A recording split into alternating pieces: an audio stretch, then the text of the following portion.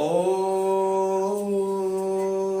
विश्वानि देव सवितर्दुरितानि परासुवा यद्भद्रं तन्नासुवा। ॐ शान्तिः शान्तिः शान्तिः।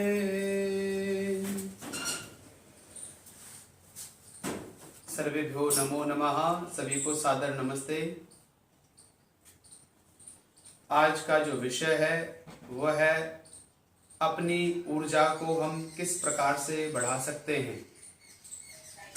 मैं सभी माताओं एवं बहनों को और खास करके पूजा जी और ऋचा जी को धन्यवाद करता हूं कि इनके माध्यम से आप सबके दर्शन करने का अवसर मुझे मिला है।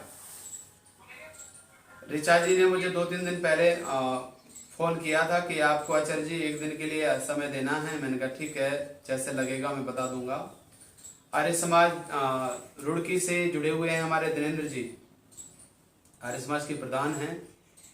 तो सभी माताओं बहनों, आप सबके सामने मैं कुछ अपने विचार रखूंगा। अब सभी म्यूट कर लें, किसी की कोई आवाज मुझे ना आए तो ज्यादा अच्छा रहेगा, क्योंकि जब मैं बोलने लगूंगा तो बीच में किसी की आवाज आएगी तो मैं उसको, और जिसके भी कोई प्रश्न आदि हो तो वो बाद में पूछ सकते हैं, क्योंकि प्रश्न होना आवश्यक है और प्रश्न होंगे, जरूर होंगे, क्योंकि जब हम स्वाध्याय करते हैं तो हमारे जीवन में प्रश्नों की प्रारंभ होती हैं, तो आवश्यक है। परंतु सारे प्रश्न आप और हम बाद में करेंगे, कुछ पहले चर्चाएं करेंगे। हम अपनी ऊर्जा को, अपनी एनर्जी को कैसे बढ़ाएं। सीधी सी बात है, वेद शास्त्र उपनिषद ऋषि महर्षि सबने अपनी अपनी ऊर्जा बढ़ाई और अपनी ऊर्जा बढ़ा करके हमें ऊर्जावान बनाने का प्रयास किया। और देखते हैं कि कोई भी ऋषि को आप उठा करके देखते हैं, उन ऋषि से ऐसा लगता है कि काश वो हमारे समय पर होते और उनके समय पर हम होते और उनके पास बैठते, तो बैठने मात्र से जो आनंद प्राप्त होता है, बैठने मात्र से जो हमें लाभ प्राप्त होता है, वो बड़ा ही अद्भुत है। ज्यादा पीछे मत ले जाओ।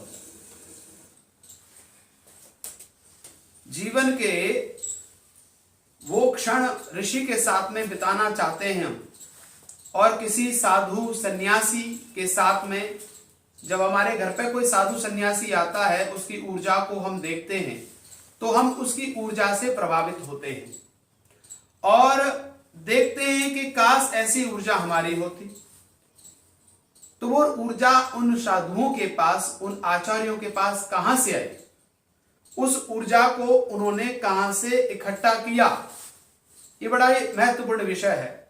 क्योंकि भारतवर्ष में देखा जाता है कि व्यक्ति के अपनी अपनी ऊर्जा कम होती जा रही है और अपने अपने घर में कलह कलेश, बीमारियां, रोगों से ग्रसित हम ज्यादा से ज्यादा होते जा रहे हैं। आवश्यक है कि हम अपने जीवन को ऊर्जावान बनाएं, और जब हम अपने जीवन को ऊर्जावान बनाएंगे तो स्वास्थ्य भी हमारा अच्छा रहता है और हमसे प्रभावित भी लोग होते हैं। लेकिन वो कैसे होगा? आपने देखा होगा महर्षि दयानंद जी के जीवन को, और जब काशी शास्त्रार्थ जैसे ऐसे उनके साथ में हुए और उनके चेहरे पर, उनके आत्मा में, उनके आभा मंडल पर किसी भी प्रकार की कोई चिंता नहीं, कोई ऐसा भाव नहीं दिखता है जिससे आप ये कह सकते हो कि ऋषि के चेहरे पे अंश मात्र भी उनके चेहरे पे नहीं आया। तो इसका प्रभाव क्यों है?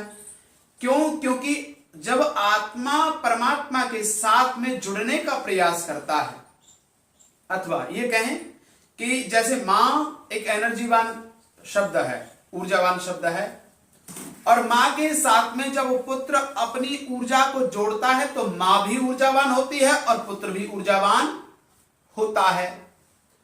और जब पुत्र और मां दोनों ऊर्जावान होते हैं तो हम अपनी ऊर्जा के साथ में आनंद को प्राप्त करते हैं।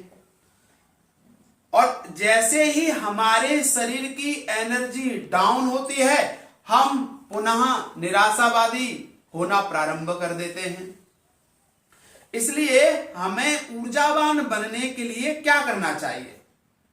हमें ऊर्जा के साथ में जुड़ना है, अपनी ऊर्जा बढ़ानी है, और हम अपनी ऊर्जा जब बढ़ा लेंगे तभी हम समाज की ऊर्जा भी बढ़ा पाएंगे। और समाज की ऊर्जा को बढ़ाने के लिए व्यक्ति की व्यक्तिगत ऊर्जा को कैसे बढ़ाएं, आज का ये विषय है।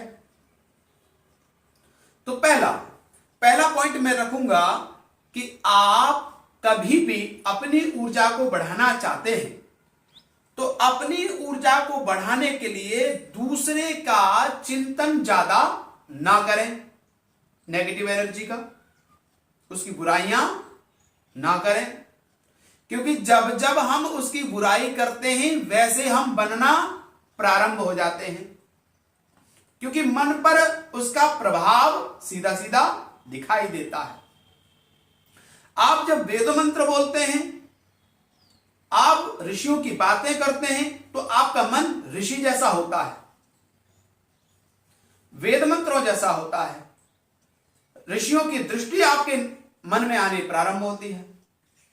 अगर आप उसकी जगह पर किसी व्यक्ति विशेष की चर्चा करते हैं अथवा बुराई करते हैं, तो बुराई करने से क्या होता है कि पहले मन उसकी बुराई में जाता है, और बुराई में जाकर के मन भी नेगेटिव एनर्जी को इकट्ठा करना प्रारंभ करता है। और जब नेगेटिव एनर्जी को इकट्ठा करता है और उस एनर्जी को अपने घर में हम बोलते हैं, कहते हैं, तो वो एनर्जी आपके ऊपर प्रभाव करना प्रारंभ करती है। ये ऐसा आज का विषय है जो बच्चे से लेकर के बूढ़े तक, जवान से लेकर के किशोरी अवस्था तक, ये सबके लिए विषय है। और ये ऐसा विषय है, अगर इस विषय को हमने समझ लिया, अगर इस विषय को हमने जान लिया, तो हमें कोई भी व्यक्ति इतनी जल्दी प्रभावित नहीं कर पाएगा जो आज हम हो जाते हैं। सबको समझ में आ रहा होगा? एक बार मुझे हां कहकर के उत्तर दे देंगे। मैं ठीक है। तो हम अपनी एनर्जी को, हम जिस व्यक्ति के साथ में जुड़ते हैं वो व्यक्ति महान होना चाहिए। जिस व्यक्ति के सानिध्य में रहना चाहते हैं वो व्यक्ति आपसे योग्य होना चाहिए। जिस व्यक्ति के सानिध्य में रह करके, एक परंपरा हुआ करती थी कि हमारे घर में विद्वान आया करते थे, और विद्वान आया करते थे तो उन विद्वानों का हमारे बच्चों पर उसका प्रभाव हुआ करता था, क्योंकि जैसी संगति होती है सत्संग का अर्थ भी वही है। हम जैसी चर्चाएं अपने साथ में करना चाहते हैं, अपने फोन से देखना चाहते हैं, वैसे ही हमारे मन में संस्कार बनते हुए ऊर्जा को इकट्ठा करते हैं, और वही ऊर्जा अगर गलत होती है तो नेगेटिव में चली जाती है, और वही ऊर्जा अगर पॉजिटिव में होती है तो ऊर्जा हमारी विशेष बनना प्रारंभ हो जाती है।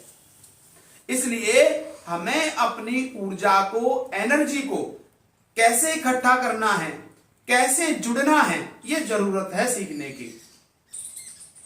हम घर में दूसरों की चर्चाएं करते हैं।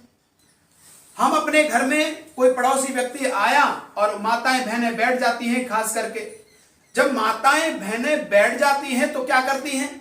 वो पड़ोसियों की चर्चा करती है, और हम भी उसमें संलग्न हो जाते हैं, जुड़ जाते हैं कि उसने ऐसा किया, उसने तो ऐसा कर लिया, उसने अपनी सासू माँ और बहुओं के साथ में ऐसा सब व्यवहार किया, और वो उस ऐसा माहौल बन जाता है घर में, क्योंकि हम घर में जो वस्तुएं इतनी अधिक रखते हैं कि वे शब्द जाते हैं, और शब्द जाकर के बेड के अंदर, अलमारी के अंदर, पुस्तकों के अंदर, इन सब में वो समा जाते हैं शब्द। और जैसे ही वो जब घर से निकल के बाहर जाते हैं कि दूसरा व्यक्ति हमारे घर में आता है, उसका मन भारी होना प्रारंभ कर देता है, या फिर हमारा ही मन भारी होना लग जाता है, क्योंकि हमने उस कमरे में क्या की थी? लोगों की बुराइयां। इसलिए एक बात गांठ बांध लो कि कभी भी बुराई करनी है, पहले तो करनी नहीं चाहिए। अगर किसी की बुराई करनी है तो अपने घर में कभी भी बुराई मत करो किसी की, और पड़ोसी व्यक्ति आपके घर में बुराई कर रहा है, इसका मतलब आपकी एनर्जी को डाउन करने वाला है। अपने घर में तो नहीं कर रहा, आपके घर में आके कर रहा है। इसलिए अपने घर में कभी भी किसी की बुराइयां मत करो। अगर बुराई ज्यादा ही ऐसा लगता है कि इसके बिना हमारी पाचन तंत्र अच्छा काम नहीं करेगा, हमारी पेट की जो अग्नि है वो नहीं पचेगी, हमारा भोजन नहीं पचेगा, हमारे को नींद नहीं आएगी, हमारे को आनंद नहीं आएगा। क्योंकि बहुत सारे लोगों का ये आदत होती है कि जब तक वो 10-15 लोगों की बुराई नहीं कर लेते हैं उनका पेट नहीं भरता है। होता है, व्यक्ति के स्वभाव है, संस्कार है, बने हुए हैं। परंतु अगर बुराई करनी है कि ज्यादा ही हो गया है तो अपने घर से बाहर जाइए और उसे भी बाहर बुलाइए रोड पर, और रोड पर कहिए कि बताइए अब क्या बात है। जब आप रोड पर चर्चा करेंगे तो वो रोड पर वे शब्द हुए तो आधे शब्द आपकी घर में आएंगे और आधे शब्द उसके घर में प्रवेश करेंगे, क्योंकि शब्द को नित्य कहा है, शब्द नित्य है। इसलिए हमें अपने जीवन में शब्दों का बड़ा ध्यान से चयन करना चाहिए। अगर ऐसा आप करते हैं तो आप बुराई करने से बचेंगे। हम बहुत सारे सत्संग कर सकते हैं, हम बहुत सारी वेद के मंत्र बोल सकते हैं, पर वो मंत्र तब काम करेंगे जब आपने अपनी एनर्जी को, ऊर्जा को उठा लिया है। अगर आपकी एनर्जी, ऊर्जा नहीं उठी है तो आप वर्षों तक मंत्रोच्चारण करते रहिए, वर्षों तक ऋषियों को पढ़ते रहिए। दो प्रकार का व्यवहार होगा, एक होगा अध्यात्म का और एक होगा भौतिक का। लेकिन अध्यात्म और भौतिक कभी जुड़ नहीं पाएंगे, क्योंकि आपने तो उसको विपरीत अपने आचरण किया है जो आपकी आत्मा नहीं चाहती थी। इसलिए जब भी अगर आपको बुराई करना ही है, जब भी आपको ऐसा लगता है कि हमें बिना बुराई के नहीं रह सकते, तो आप बाहर जाकर के बुराई करिए।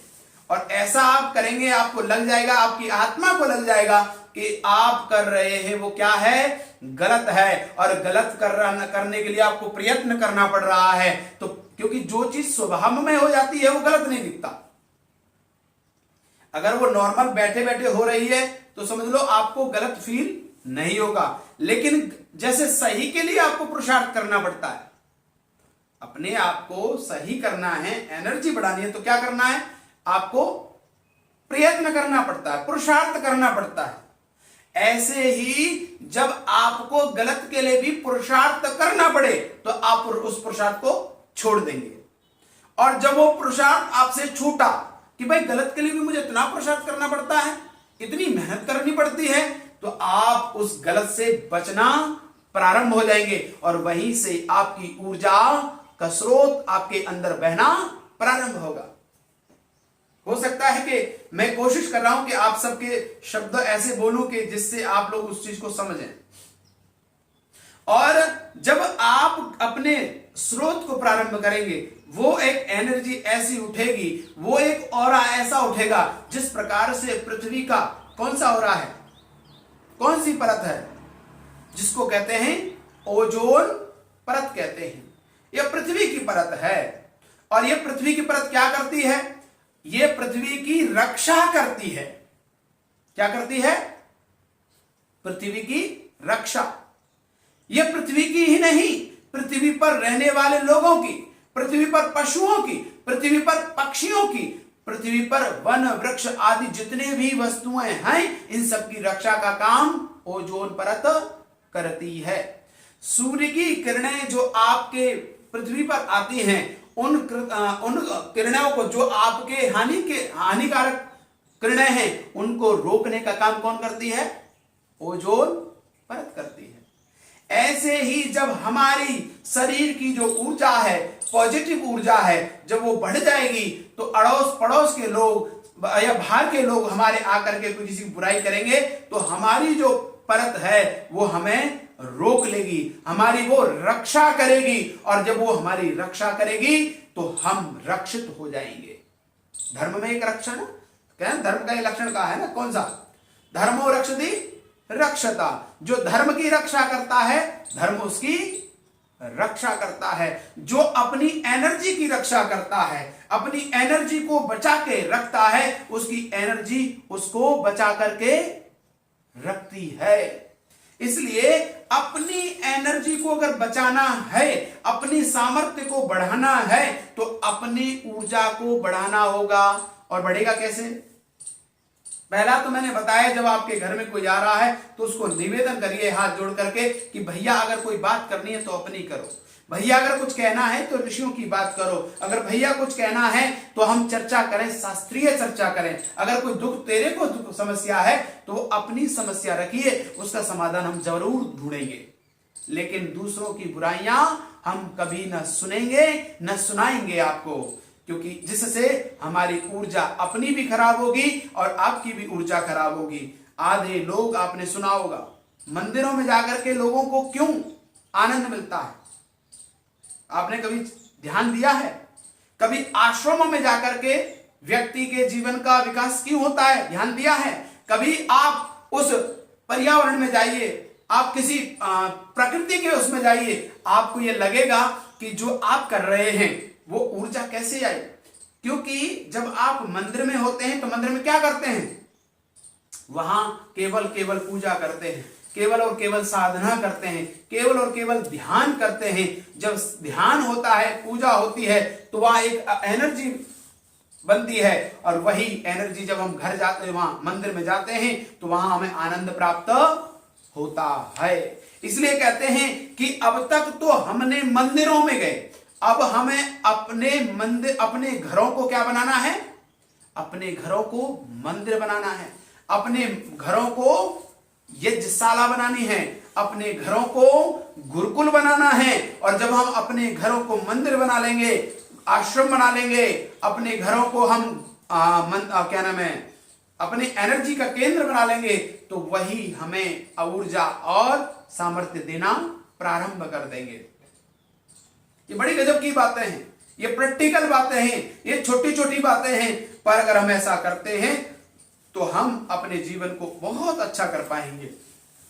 और देखिए, जिस प्रकार से आपकी जो विवाह संस्कार हुआ करते थे, कहां होते थे? अगर कोई बता सकता है विवाह हमारे कहां हुआ करते थे? आपके विवाह हुआ करते थे आश्रमों में। आपकी संतानें कहां पैदा हुआ करती थी? जंगलों में।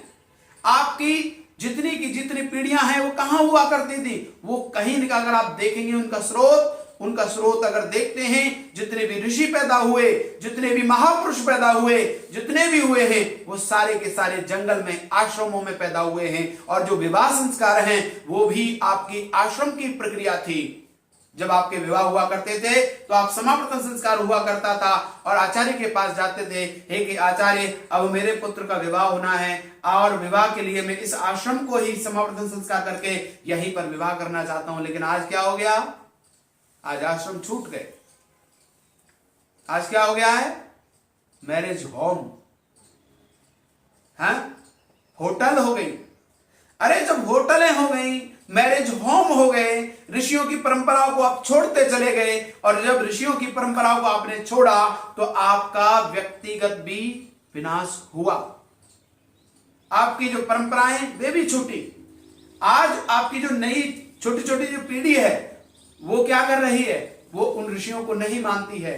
आप और हमारे अंदर तो वे संस्कार थे कि हम ऋषियों की थोड़ी बहुत बातों को मान लिया करते थे, लेकिन अब क्या है कि वो उनको क्यों नहीं मानते? क्योंकि जो किरणें, वो ऊर्जाएं जो हमें देना चाह रही थी वो हमारे पास नहीं है, और नहीं है इसलिए अब माता पिता की सेवा करना बंद, गुरुओं की आज्ञा का पालन करना बंद, बड़ों का सम्मान करना बंद। आज वो सारी की सारी प्रक्रियाएं देखिए, वो सारी की सारी प्रक्रियाएं जुड़ी हैं तो केवल और केवल ऊर्जा से जुड़ी हैं।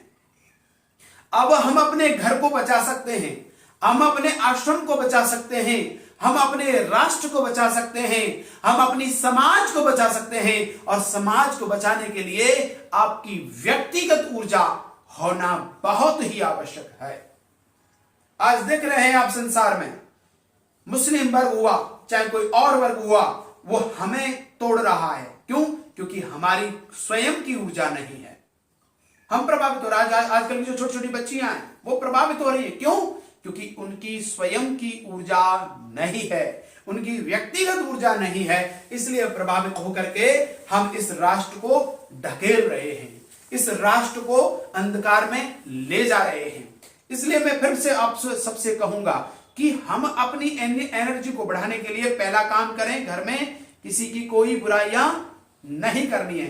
दूसरा काम करें कि आप किसी के प्रवेश घर में जाते हैं तो वहां को देखें, वहां को देख करके और एक अपने घर में या कहीं पर भी एक आसन, एक स्थान ध्यान के लिए अवश्य बनाएं। क्योंकि जो एक स्थान होता है, मुख्य रूप से एक वस्त्र होता है, एक आसन होता है, ये सिद्ध हो जाते हैं।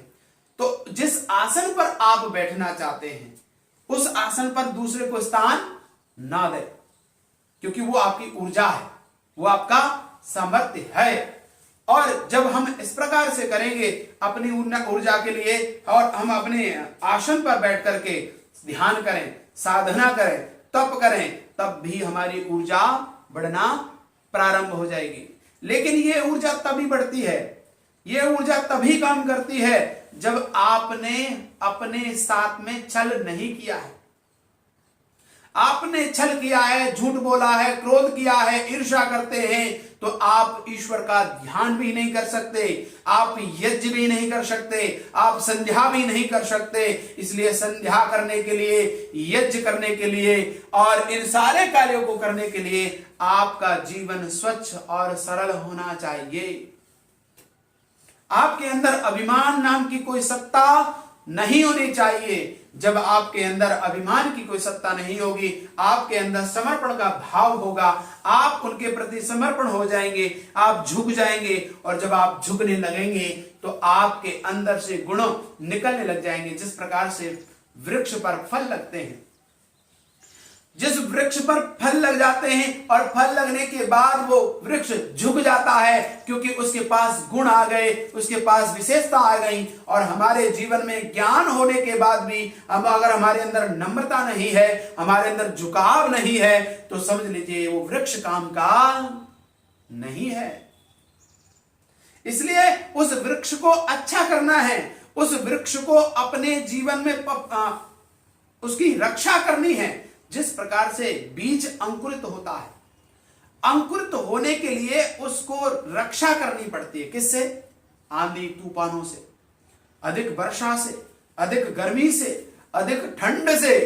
हम एक वृक्ष, एक पौधे को जो अंकुरित हो रहा है उसकी रक्षा करते हैं। जब थोड़ा सा और पौधा हुआ तो और रक्षा करते हैं, और जब वो वृक्ष के रूप में बनता है तो वो हमारी रक्षा करता है। ये परंपरा है। हम अपने संतान की रक्षा करें, संतान हमारी रक्षा करेगी। हम धर्म की रक्षा करें, धर्म हमारी रक्षा करेगा। हम शरीर की रक्षा करें, शरीर हमारी रक्षा करेगा। हम अपनी मन की रक्षा करें, मन हमारी रक्षा करेगा। हम अपनी आत्मा की रक्षा करें, आत्मा हमारी रक्षा करेगी। हम अपने घर की रक्षा करें, घर हमारी रक्षा करने के लिए ही बना है। इसलिए फिर से कहूंगा कि अपने रक्षा के लिए लोग कहते हैं क्यों करें? अरे भाई, आपको अपनी रक्षा करनी है तो समाज की रक्षा करनी पड़ेगी। अगर राष्ट्र ही नहीं रहेगा तो आप और मैं कहां बचेंगे? बताइए, क्या हम बच सकते हैं?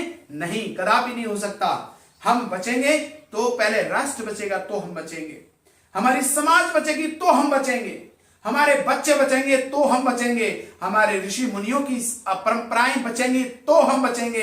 अगर ऋषियों की परंपराएं नहीं बचेंगी तो हम कभी बचने वाले नहीं हैं। और उसके लिए आवश्यक है कि हमें अपनी ऊर्जा को बढ़ाना ही होगा। सबसे प्रथम काम है। आज से सभी ध्यान देंगे इस बात पर कि हम अपनी ऊर्जा को कैसे रक्षित करें, इस पर विचार करना है। दूसरा, प्रातः काल से लेकर के सायंकाल तक जब आप बिस्तर पर जाने वाले होते हैं, उस समय तक आपने किस किसके साथ में कैसा कैसा व्यवहार किया है, इसको आप जरूर चिंतन कीजिए। क्योंकि जो जो हमने किया है वो हमारे मन पर प्रभाव डालेगा। और आज तो हमने कर लिया, परंतु कल उसका प्रभाव हमारे ऊपर ना आए, तो इसके लिए हमें उसको छोड़ना पड़ेगा। तो अब आपके पास दो चीज हैं, आपने इसको बढ़ाया अच्छी अच्छी को, तो ये क्या होगा, डाउन हो जाएगा। देखिए, अगर हम दूसरे की बुराई करते हैं तो क्या होता है, हम सोचते हैं, हमारे जो चिंतन करने का विषय रहता है वो क्या रहता है कि हम दूसरे की दीवार को गिरा देंगे तो हमारी दीवार दिखना प्रारंभ हो जाएगी। ये गलत सोच है। मेरा ये मानना है, ऋषियों का भी यही मानना है, ऋषियों की परंपरा में मैं आ रहा हूं, क्योंकि ऋषियों के मैं तो ऋषियों का छोटा सा शब्द जो उनका भंडार है उसमें से कोने, सुई के कोने के भी कुछ भी नहीं है, उससे भी थोड़ा सा मैं कुछ जान पाया हूं। तो ये मैं मानता हूं कि जब हम ऐसा करते हैं, कैसा, जब हम किसी के साथ में संबंधों को जोड़ते हैं, संबंधों के साथ में रहते हैं, ये प्रेरणा से होता है बिल्कुल सुनीता जी। तो हम अपने एनर्जी को जब बढ़ाते हैं तो क्या करते हैं, जब हम दूसरे की दीवार को तोड़ने में लगते हैं तो क्या करते हैं, अपनी एनर्जी को डाउन करते हैं। होती है, ताकत लगा रहे ना, मैं अगर दीवार को गिरा रहा हूं तो मैंने अपनी ताकत उसमें लगाई, और वो गिरे या ना गिरे इसका कोई पता नहीं है। लेकिन मेरा मानना है कि आप उस दीवार को जैसा है वैसा ही रहने दीजिए। आप क्या करिए, अपनी दीवार को बनाइए, और अपनी दीवार बनाते बनाते बनाते बनाते बनाते बनाते बनाते इतनी ऊपर लेके जाइए कि उसकी दीवार इतनी छोटी हो जाए, यहां हो जाए, है ना। हम पॉजिटिव सोचें। हम अब देखो, सुधार करने के दो तरीके हैं, एक तो लज्जित करके, एक दूसरे की प्रशंसा करके। कोई व्यक्ति जैसा होना चाहिए वैसा नहीं है, कोई बात नहीं। हम क्या करते हैं, आपके घर में ही बहुएं हैं, अगर कोई किसी दिन नमक ज्यादा कर देती तो आप क्या कहते हो, अच्छी सास होगी तो क्या कहेगी, वो कहेगी कि बेटा आपने बड़ा भोजन अच्छा बनाया है। और अगर गलत खतरनाक सास होगी तो क्या कहेगी, खाना बनाना भी नहीं सिखाया तेरी माँ ने, हैं? यही तो कहते हैं कि तेरी माँ ने कुछ सिखाया कि नहीं सिखाया। तो इससे क्या हुआ कि वो आपकी इससे जुड़ना चाहता था, वो टूट गया। अगर आप उसको कहते नहीं बहुत बढ़िया करा आपने, बहुत अच्छा बनाया है, और जब वो खुद खाती और खा करके क्या करती, फील करती, कहती मेरी माँ ने तो नमक ज्यादा था तब भी मेरी प्रशंसा की है, तो वो आपके प्रति सुधार करना प्रारंभ करता है। अगर कोई व्यक्ति गलत है, आप कहोगे अरे बारे आप तो बड़े अच्छे हो, वो एक दिन उसकी आत्मा ये कहेगी कि तू इतना गलत है और तेरी प्रशंसा कितने लोग करते हैं कि तुझे अच्छा नहीं होना चाहिए। वे हाँ बिल्कुल अंदर से उसके अंदर आएगी कि काश मुझे भी संध्या करनी चाहिए, मुझे भी हवन करना चाहिए, लोग मेरी बड़ी प्रशंसा करते हैं, मुझे बहुत लोग कहते हैं कि तू बड़ा विद्वान है, तू बड़ी विदुषी है, तू ऐसे करता है, और मैं नहीं करता तब भी मेरी प्रशंसा होती है, अगर मैं करने लग जाऊंगा तो मेरी कितनी प्रशंसा होगी। तो ऐसा करने से व्यक्ति परिवर्तित होता है, सुधार होता है। इसलिए मैं आपसे फिर से कहूंगा कि हम अपनी ऊर्जा को बढ़ाने के लिए दूसरे की बुराई ना करें, और दूसरा अगर गलत है तब भी उसको अच्छे रूप में देखें, तब भी वो परिवर्तित हो जाएगा। ये जोड़ने की प्रक्रिया है, और जब तक हम संगठित नहीं होंगे, हम जुड़ेंगे नहीं, हमारी ऊर्जा नहीं बढ़ेगी। एक और बात कहने वाला, विशेष बात कह रहा हूं, सभी लोग ध्यानपूर्वक सुनेंगे। जब आप घर में शाम को बैठते हैं, शाम को बैठ करके कम से कम 1 घंटा ऐसा रखिए कि पूरी फैमिली के साथ बैठना है आपको। बच्चों के साथ, अगर बच्चे नहीं है कोई बात नहीं, बच्चों को फोन से जोड़िए, नहीं जुड़ पाए कोई बात नहीं, उनका काम है या बिजनेस है, नहीं हो पाए। लेकिन जिस घर में जो वर्तमान में है, पति पत्नी है, कोई और है, तो उनको साथ में कम से कम 1 घंटा शाम को सब कुछ छोड़ते हुए फोन को एयर मोड पर डाल करके आप साथ में बैठिए, तब भी आपकी ऊर्जा बढ़ेगी। परिवारों का टूटने का कारण भी यही है। आजकल के जो इतने बड़े बड़े फोन आ गए ना, जिनकी वजह से हम लोग अच्छा काम भी कर रहे हैं, जिनकी वजह से बड़े बड़े फोन आ गए हैं, उनमें लगातार वीडियो दे वीडियो, इतनी वीडियो है कि हमारी 100 साल भी कम पड़ जाएंगी, 1000 साल भी कम पड़ जाएंगे, लेकिन वीडियो कम नहीं होंगी। आप देखते जाइए, नहीं होगी कम। लेकिन आप क्या करिए, उस फोन को एक साइड में रखिए और साइड में रख करके आप सारे के सारे बड़े हैं अपने घर में लागू करिए और कहिए कि बच्चों आज हम एक साथ बैठेंगे। जब भी कहीं बाहर से आते हैं, छुट्टी से आते हैं, अगर ड्यूटी भी है कोई बात नहीं, लेकिन जब 1 महीने के लिए आते हैं तो 1 महीने 2 दिन भी आते हैं तो एक साथ बैठिए, एक साथ बैठ करके चर्चाएं करिए। अगर चर्चा तुम्हारे पास नहीं है तो मजाक करिए, हंसी मजाक करिए, परंतु बैठ करके करिए। अगर वो करते हैं तब विचार आदान प्रदान होते हैं, और जब विचार आदान प्रदान होते हैं तब भी आपकी ऊर्जा बढ़ेगी, क्योंकि मन प्रसन्न होगा और मन खिन्न हुआ तो ऊर्जा घटना प्रारंभ हो जाती है। इसलिए अपनी ऊर्जा को नहीं घटाना है। हमारे आचार्य डॉक्टर धर्मवीर जी कहा करते थे, जब मैं कोई उनसे पूछता था, जब मैं छोटा सा विद्यार्थी था तब मैं उनसे पूछा करता था किसी बात को लेकर के, तो कहते थे कि ये चीज नहीं होगी, जब टूटेगी फटेगी तो दोबारा आएगी ना, तो चिंता क्यों करते हो, है ना। तो मैंने कहा हाँ जी। फिर मैंने एक बार उनसे पूछा कि गुरुजी आप ये बताइए, बिल्डिंग में इतना पैसा लगाया, ये टूट जाएगी कैसे होगा। बोले भाई जब ये टूट जाएगी, टूटेगी जब ही तो कोई नया बनाने वाला होगा, जब टूटेगा ही नहीं तो बनाने वाला कौन होगा। इसलिए एक जो सकारात्मक ऊर्जा मैंने उन गुरुजी से प्राप्त करी तो बड़ी गजब की ऊर्जा है। हम अपनी सामर्थ्य को, हमने अपनी ऊर्जा को बढ़ाने के लिए परिवार का ध्यान रखें, परिवार में बैठे। आज चाचा ताऊ फूफा दादी अम्मा है, नाना नानी, कोई भी संबंध हमारा ऐसा नहीं है जिसे हम कह सकें। क्यों? न नाना के पास कोई बैठना चाहता है, न नानी के पास बैठना चाहता है, न दादा के पास बैठना चाहता है। इतने सारे आप लोगों के पास अनुभव हैं, इतने सारे आपके पास ज्ञान के सामर्थ्य हैं, ज्ञान भी है, समझ भी है, अनुभव भी है, लेकिन फिर भी हम उनसे प्राप्त नहीं कर रहे हैं। ये हमारा दुर्भाग्य है, ये सौभाग्य नहीं है। इसलिए हमें अपने संबंधों को बचाने के लिए अपने अपने जो माता पिता हैं, अपने संबंध हैं, उनके साथ बैठना चाहिए। अपने ऊर्जा को बढ़ाने के लिए उनके साथ में समय बिताते हैं। और जो व्यक्ति अपने परिवार के समय बिताता है, कहते हैं एक बात और कहते हैं, जो जिसको देता है वही उसके साथ में रहता है। अगर समय पिता को दोगे तो पिता आपका, माँ को दोगे तो माँ आपकी, बहन को दोगे तो बहन आपकी। आज हम समय किसको दे रहे हैं? फोन को, मोबाइल को दे रहे हैं, तो मोबाइल आपके हो गए, इसलिए आपके पोता पोती नहीं है। पोते पोती आपसे अलग हो गए, बच्चे आपसे अलग हो गए और अलग हो जाएंगे। अगर थोड़े बहुत बचे हैं तो वो भी नहीं बचेंगे। इसलिए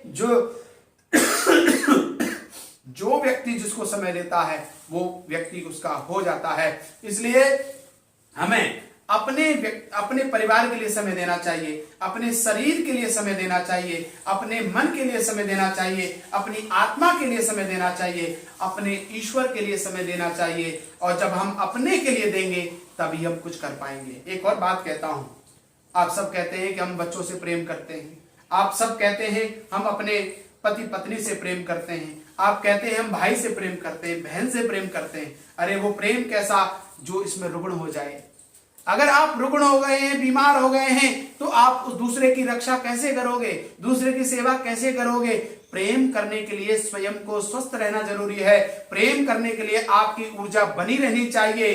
प्रेम करने के लिए आपके अंदर जीवन में सामर्थ्य होना चाहिए। और जिस व्यक्ति के अंदर जीवन में सामर्थ्य होता है वही विशेष प्रेम कर सकता है। माँ से, पिता से, गुरु से, भाई से, बहन से, पत्नी से, जितने भी हमारे संबंध हैं, पशुओं से, पक्षियों से, हम उनसे जब ही प्रेम कर पाते हैं जब हम अपना ध्यान रखते हैं, अपनी ऊर्जा को बढ़ाते हैं, अपने सामर्थ्य को बढ़ाते हैं। और जब हम अपने अंदर समाहित होते हैं तो हमें आत्मा का स्वरूप है, परमात्मा का स्वरूप है, वो हमारे अंदर से ही होता है।